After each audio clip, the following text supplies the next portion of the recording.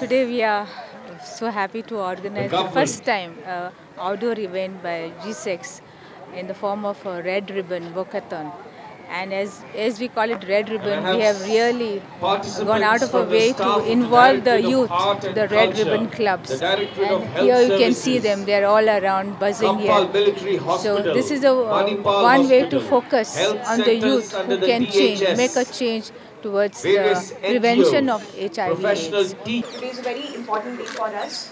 It is the World AIDS Day, and this is a cause for which we have to fight throughout the year. But yes, a particular event, a particular day helps us to renew our commitment to the cause. So I'm very happy to see that lots of students and other members of society are here.